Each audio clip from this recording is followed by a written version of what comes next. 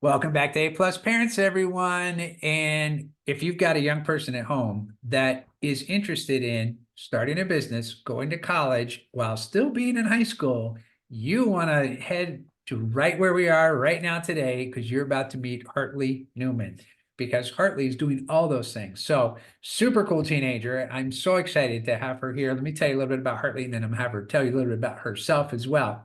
She's 16 years old, almost 17. She's been homeschooled her whole entire education career.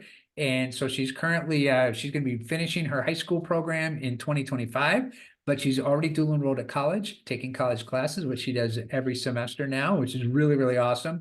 So now it's not just that, she's actually pretty busy because she already has started a business. And I had to practice this word. Are you ready? She is in the equine business. How'd I do, Harley? Did I say that right? You did it great. Yeah, look at you got fireworks going off in the background. I Woo! love it. That's awesome. All right, very good. So she does part-time college. She's homeschooled as a high school student, and she has an equine business. And equine means what? Well, it means that she works with horses. So she's pretty good at it. She's so good at it that there's actually a company that has sponsored her to do what? To rep their products. And so I'm gonna have her tell you about them. That company's called, let me see if I got this right too. Equidema. Did I say that right? The Equiderma, right? Equiderma, you got it. Equiderma. So it's a company that does products for horses that helps them with their skin. And, I'll let her tell you more about that so you can see as well.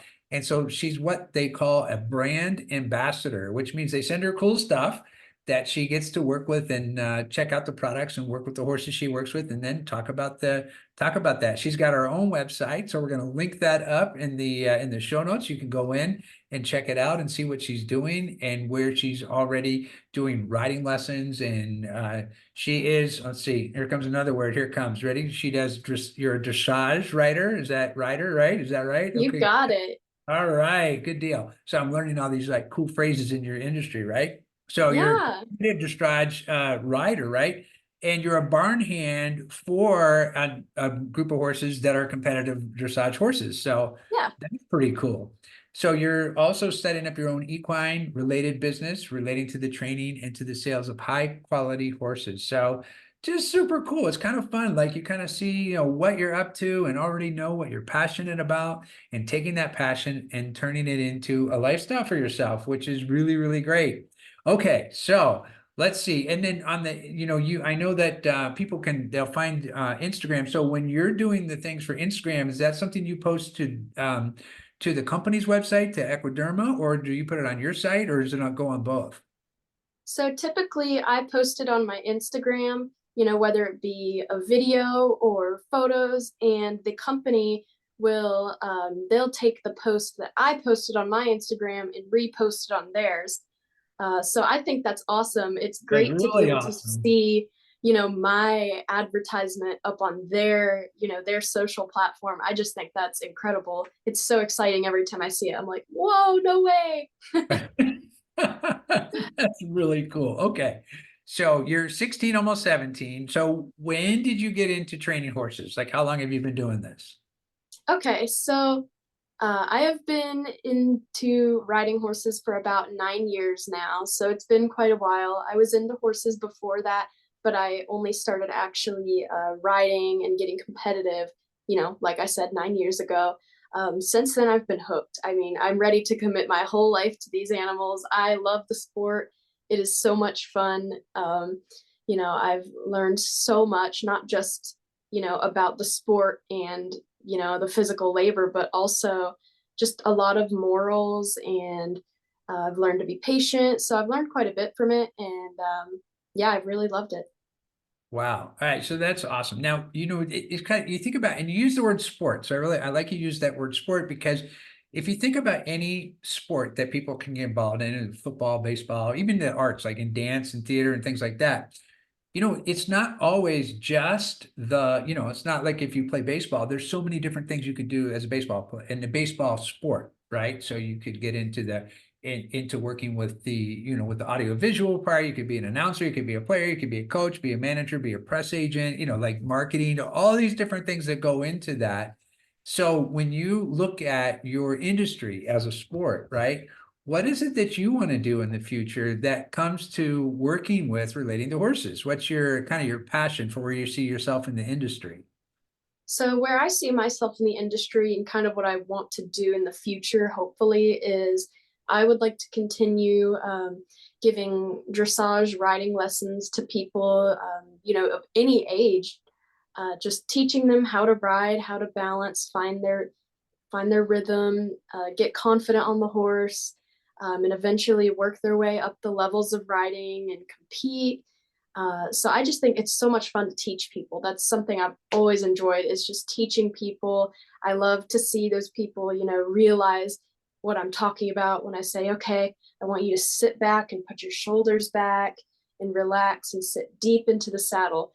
And then they'll feel the change in the horse's movement and they're like, wow, that's incredible. Like, that's how it is. I just love it. Wow. I think it's so fun. Very cool. Okay, now, I just learned how to say the word, right? Which, if I'm just learning how to say the word, you probably would guess that I don't know much about what dressage is, right? So I know it's a style of writing, but can you tell, because there's probably, or some of our listeners probably may not know that as well. Yeah, So kind of what does that mean when you say you train people to be a do you say to ride dressage or a to dressage ride rider? dressage. Right. Okay. So what does that mean? Like if you're riding dressage, how is that different than riding another way?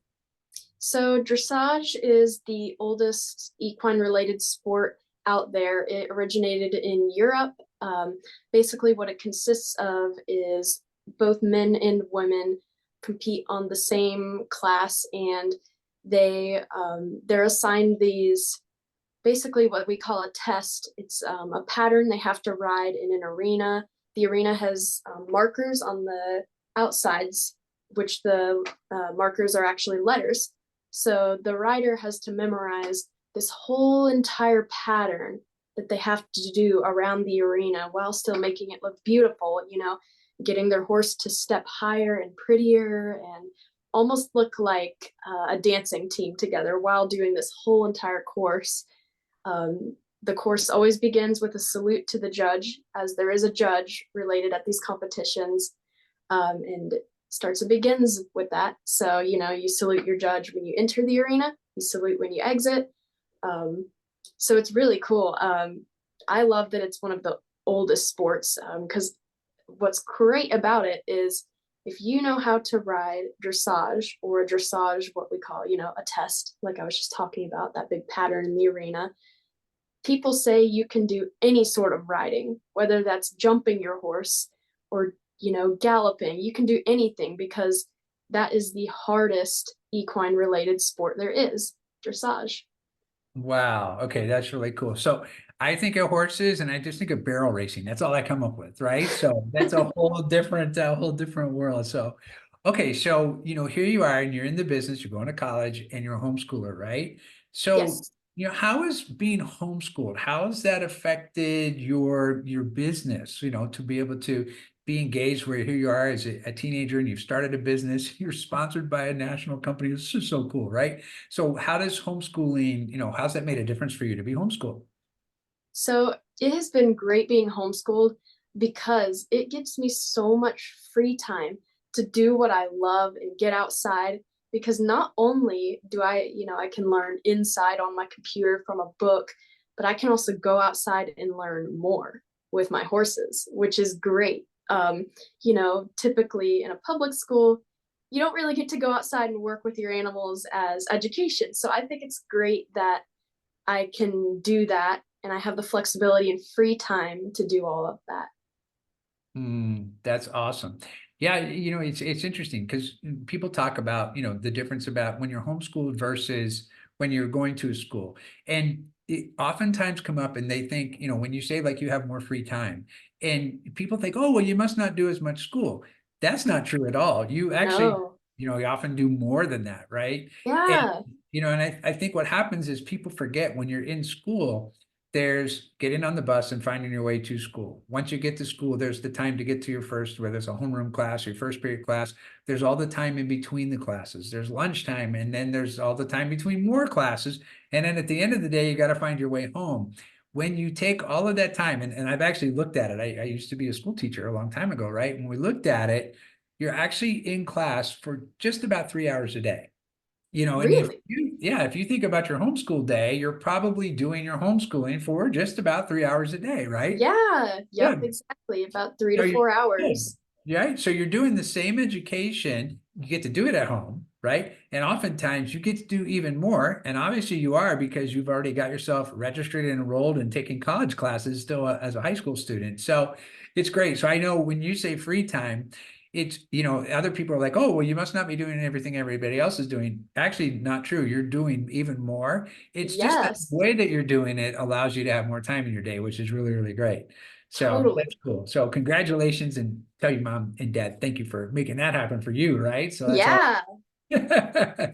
Okay. So, you picked the equine industry, right? This is you. So how did you decide that this is what you wanted to do? What really kind of got you? It's like, this is what I want to do. This is where I want to work. So when I first got my first equine related job, which was a um, barn over about 20 minutes away from me, it's just a small lesson barn where there was an instructor and she gave people lessons on her horses. I was hired there to help take care of the horses, like feed them their hay, their, grain, refill their waters, move them from pasture to pasture or from their stall to the pasture, clean out their stalls, yada, yada, yada. Um, and, most people think, ew, that sounds like such a messy, crazy job. That's so much work. It takes forever. But to me, every time I went out to go work, I loved it. I was having the time of my life. I was just like, this is great. I love being around these animals when even if I am having to do laborious work, I just enjoy it. It's great to know that, you know, I can take care of them and make them feel comfortable and happy and enjoy my time just silently sitting there peacefully cleaning a stall, which, to most people sounds gross. But again, I think it's enjoyable. It's quiet. I know when you were talking about, feeding them hay and, doing that kind of stuff, I was like, okay, okay. And then you got to the cleaning the stall part, and I'm like, yeah, I don't know that I want to do that part, but okay. But I'm glad you like find the joy in all of it. Do you ever notice when you come to where you're working with a horse and the horse and can you tell is the horse excited when it sees you? Oh, totally. I can definitely see it. I have a big horse. She's her name is Khaleesi, and every time I walk outside, she always neighs at me. Only me though, because she's bonded to me. If my dad or my mom or one of my brothers walks outside, she kind of just ignores them, keeps eating her hay and relaxing. But she sees me, and her ears go up, and she neighs at me like, "Oh, hey, there you are." Wow. Oh, that's very cool. That must feel good for you too. So that's awesome. Yeah. Okay, so it's interesting, right? When you look at, especially working with animals, and I've heard people say this before, it's kind of like you're already doing this. You have this partnership with your horse and with the other horses that you care for. When you're in a partnership, any kind of partnership, we're always learning from each other. So, what would you say is the most interesting thing that you've learned from working with horses, and any of the horses in particular that taught you a really cool lesson? So something that I've learned with horses that has taken me so far in life is that everything takes time and patience is key. For example, let's say you want to run a marathon, a very long marathon, but you're not really in shape. You can't expect to just be able to run that marathon and do well. Obviously, if you're not in shape, you're going to have to train every single day. It's going to take ages. You're going to have to watch your diet. That's kind of the same how it is with the sport in the animals. And you have setbacks too. Sometimes you or your horse might get injured. You might need time off. And then it's like, oh, great. Now I have to retrain all of what I just did. But you have to be patient, obviously. It's just like one of those things. Yeah, does it suck? Definitely. Sometimes I'm like, I just want to get on the horse and go compete as high as levels I can go. But I know that both me and my horse have to get in shape and we have to be ready. So patience is key. Wow, that's something really great to learn too. Isn't that awesome? So because you can take that in anything, you're developing a business, you're building a relationship, you just think about all the different things, all of it takes patience. And, you know, Totally. when it's time and you build and you get to the next level. So isn't that cool? All right. So, you've got this company. First of all, how did Equiderma, did I say that right? Or Equiderma? Yes. Equiderma. How, Equiderma. how did they find you? How did you become a brand ambassador for them?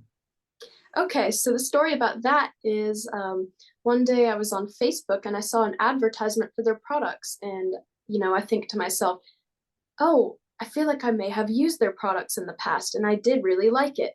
And their advertisement said they were looking for brand ambassadors.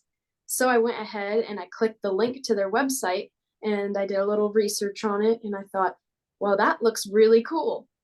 I like their products. It would be great to be a brand ambassador. So they had a little application form you filled out and they picked, I want to say it was 4 people total. So I filled out the application and I went ahead and just waited. There comes the patience again. And Right. I finally got an email from them saying I was accepted to be a brand ambassador. And they started by giving me a little rundown through an email of, what we're going to do. And it went from there. Wow. That's really cool. All right. So, not only are you like, a brand ambassador and you get to check out their products and they're sending you new things and you get to represent the company.